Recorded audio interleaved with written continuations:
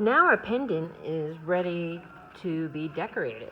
And what we're going to do is we're going to do a crayon resist.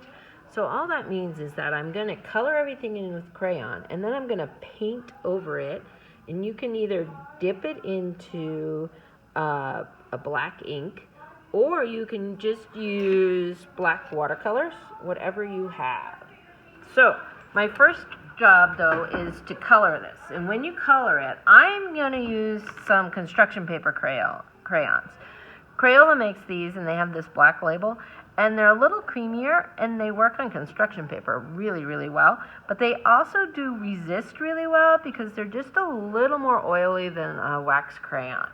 So I'm going to create a border, I think, and I'm going to make sure I color everything in really, really well. Anything that is left white is going to end up black.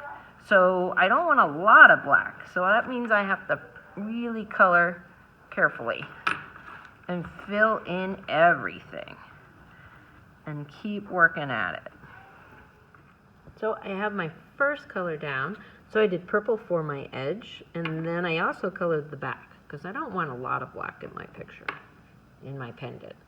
If you get crayon in something that you don't want the crayon in, you can just kind of take your pencil and pull it out and kind of pull out that crayon, and that'll help you fill that in with the black paint when you want it there. Okay, so I finished coloring, and I have everything colored in that I want colored in, and now it's time to paint it. And so all I'm going to do is make sure I have a wet brush. You don't necessarily want a lot of paint, but you want it wet, because then all that paint will soak into the cracks that are not colored in. And as you can see, how it soaks into the parts where I could not get the crayon, and it resists the crayon because of the wax in the crayon. So I'm going to cover up all the white spots.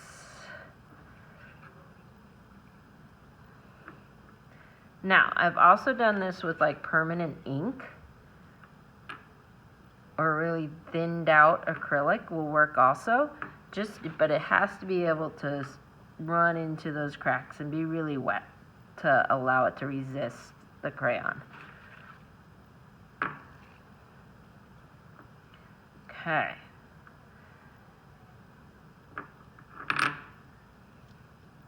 Now, if I have a little too much, I can also just blot it kind of dry with some paper towel.